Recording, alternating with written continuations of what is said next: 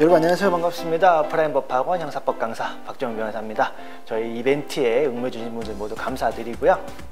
제가 형사법 강의를 하다 보면 요즘 트렌드가 강의 수가 줄이고 강의 시간 줄이는 거다 보니 제가 이런저런 이야기를 못 드리고 그냥 강의만 하는 경우가 좀 있었는데 이번 시간은 질문 답변 시간을 통해서 제가 잠시 뻘소리를 조금 편하게 하도록 하겠습니다.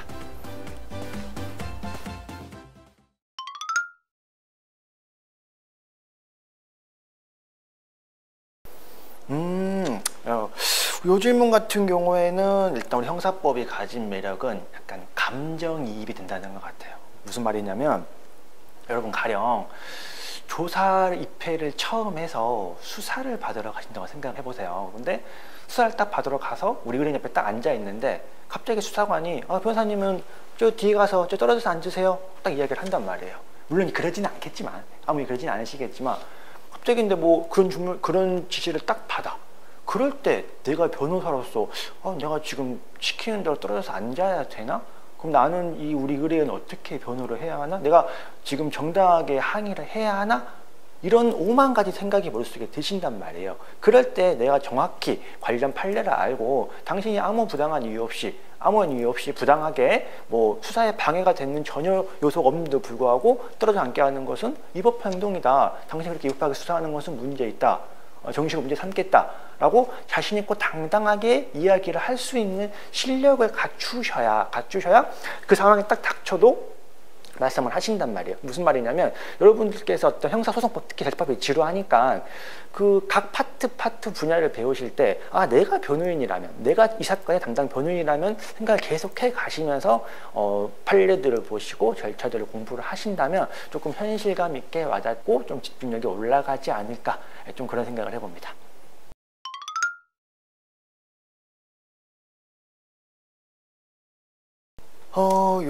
이 질문 같은 경우에는 일단 수원법학과 가장 유용하게 사용되는 파트라고 질문하셨는데 일단 수원법학을 제외하면 실무에서 여러분들이 가장 많이 하시는 것은 우리 의뢰인들이 알려주는 수많은 사실관계를 정리하고 짜맞추고 법리 정리하고 이런 게 가장 오래 걸리긴 하는데 요건 일단 수원법학이 아닌 것 같아서 조금 제외하는 걸로 하고요.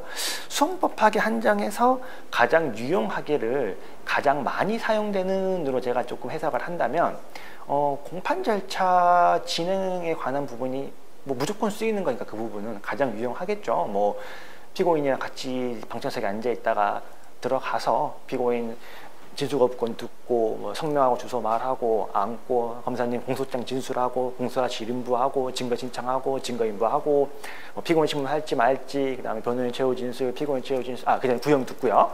뭐 이런 절차는 모든 형사재판에서 다 진행이 되는 거니까 가장 많이 쓰이는 절차이기도 하고 여러분들께서 잘 알아두셔야 또 의뢰인들하고 미리 의뢰인한테 알려주고 서로 합도 맞추고 들어가는 거니까 기본적으로 그 부분이 가장 많이 쓰이긴 할 텐데 한두 번 해보시면 금방 익히시는 부분이기도 하고 뭔가 쟁점에 대한 그런 부분 없으니까 우리가 교재에서 그렇게 많은 페이지를 하려고 있지는 않죠.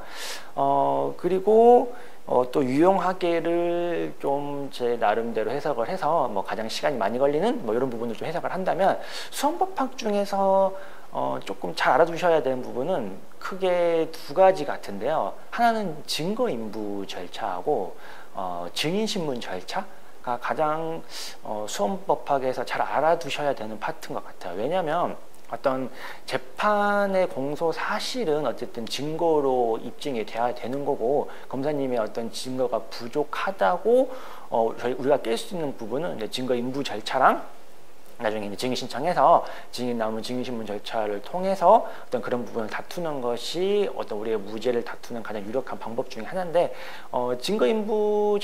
증거인부가 복잡하기도 하고 우리가 증거를 부동의할 때 부동의하는 이유에 대해서 밝혀줘야 하고 또 증인을 불렀을 때 어떤 질문을 어떻게 하는 게 우리의 무죄를 밝히는데 중요한지에 대해서 좀 시간도 많이 걸리고 고민도 많이 듣고 저희 어소시 시절에 대표님한테 가장 많이 깨지는 부분이기도 하고 그래서 수원법학에서 그 부분을 좀 잘 알아두시면 좋지 않을까 그런 생각이 듭니다.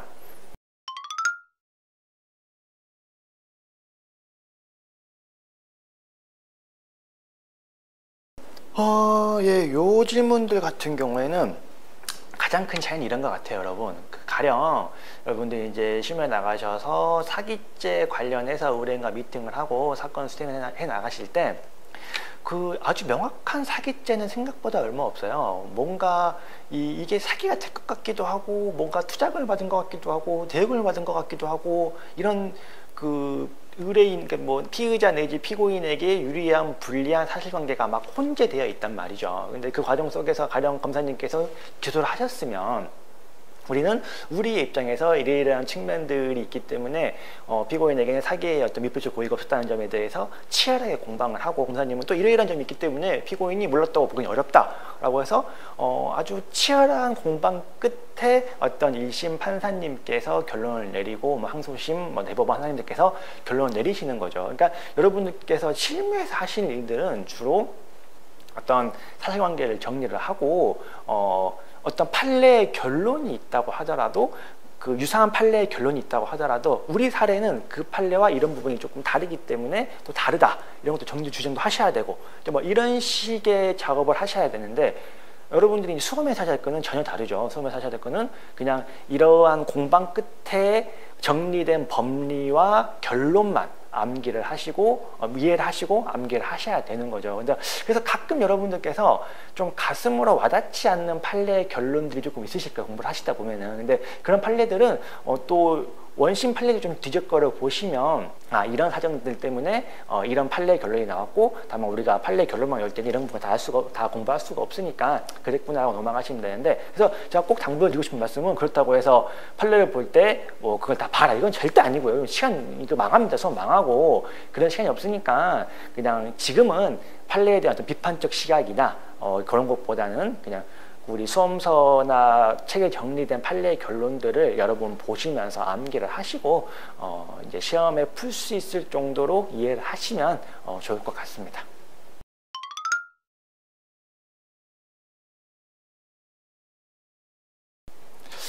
이 질문이 조금 예민한 질문이다 보니 그냥 일개 강사, 일개 변호사의 그냥 개인 의견이다 라는 걸 미리 밝혀두고 조금 말씀을 드리면, 개인적으로는 수험서를 보는 게 맞다고 생각을 해요. 왜냐하면 우리가 이상과 현실을 조금 구분을 하셔야 돼요. 여러분들께서 주어진 시간이 3년밖에 없으세요. 3년 안에 민법, 민소, 형법, 형사소송법, 상법, 그 다음에 뭐 행정법, 헌법, 선택 과목까지 다 공부를 하셔야 되고, 선택, 경사례연, 기록권까지 다 공부를 하셔야 돼요.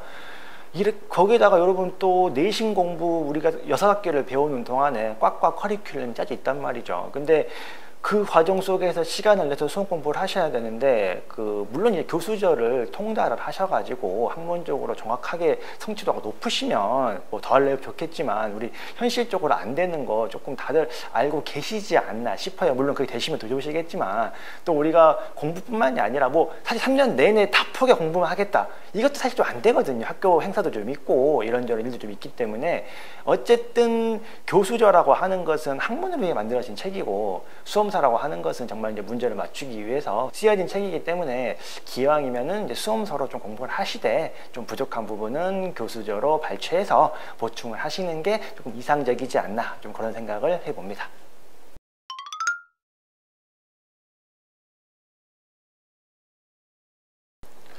요 질문은 제가 상품을 2배로 드리도록 하겠습니다.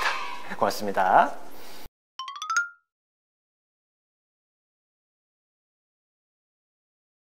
네, 로스쿨 입학을 축하드리겠습니다. 설렘과 기대가 많이 있으실 텐데 또 고민도 많이 되시겠죠. 근데 이제 여러분들은 다들 똑똑하신 분들이고, 그 성실성이 담보가 된다면 그 시험은 다들 합격하실 수 있으실 겁니다. 다만 이제 많이 고민을 해보실 필요는 있는 게, 여러분들이 불안해 하시니까 사실 꼭 방법이 있고 정답이 있는 것은 아닌데, 여러분들께서 어떤 스스로의 공부 방법과 수험 방법을 고민을 하시는 과정 속에서 스스로의 공부 방식에 대한 확신을 가지시고 그런 과정이기 때문에, 이런 부분에 대해 고민을 해보시고 방법을 찾는 것은 필요한 것 같아요. 다만 여러분들께서 딱 방식을 정하셨으면 수험생활 내내 거기에 대해 불안해하지 마시고, 여러분들의 성실함을 불안해하셔야지 방법이 틀린 것은 아니니까 그렇게 하시면 될 것 같고요. 첫 번째 질문 같은 경우에는 일단 맨 처음 형법 공부를 하실 때 기본 강의를 들으실 때 어느 정도까지 수험 공부를 해야 되는지에 대해서는 좀 고민이 드실 수밖에 없어요. 방식은 다 다를 텐데 제 개인적으로는 기본 강의를 들으시면서 변호사 시험 기출문제 정도는 같이 공부를 하시는 게 좋지 않을까 싶어요. 저의 수업도 기본적으로 그런 식으로 방식으로 이루어지고 너무 책만 보면 이게 어떤 감각을 잃어버리기가 쉽고 뭐가 장점이 되는지 잘 모르기 때문에 기본 공부를 하시면서 변호사 시험 기출문제 정도는 같이 파트별로 공부를 하시는 게 유용하지 않을까 그런 생각이 들고요. 두 번째 같은 경우에는 저도 좀 시간이 질러가지고 찾아보고 왔는데 그 변호사 전문 분야 등록에 관한 규정에서 변호사로서 3년 이상의 경력을 요구를 하고 있어요. 근데 경력보다도 그 전문 변호사 취득하기 위해서는 사건을 여러 건 해보는 게 더 중요한 요건이 됩니다. 이게 뭐 5년을 해도 형사사건을 한 건도 안 해보는 변호사 있을 수도 있고 변호사를 1년만 해도 형사사건만 하는 변호사 있을 수도 있고 차이가 있기 때문에 뜻이 있으시다면 처음 취업을 하실 때부터 관련 분야가 어느 분야인지 좀 고민을 해보시고 사건을 많이 해보는 게 더 중요하다 이런 말씀을 좀 드리고 싶고요. 그 다음에 세 번째는 당연히 있습니다. 사실 저도 처음 취업했던 로펌이 저희는 이제 그 업소들끼리 되게 분위기가 좋았던 로펌이어서 되게 많이 모르고 어버버 될 때 밥 먹으면서 같이 근무한 여자 변호사님들께도 많이 여쭤보고 조언도 구하고 진짜 그 밥 먹다가 다들 각자의 고민되는 사건들을 들고 하나씩 풀거든요. 그때 내가 지금 이 사건 이렇게 하고 있는데 답이 없는 것 같아요 라고 할 때 어느 한 변호사님이 그거 해본 적이 있는데 이거 신청하시면 돼요 라고 할 때 진짜 반갑고 고맙거든요. 근데 뭐 어쨌든 저도 처음 입사했던 로펌에서 여자 변호사님께 형사법 전문 변호사님께 되게 많은 도움을 받았던 기억이 있습니다.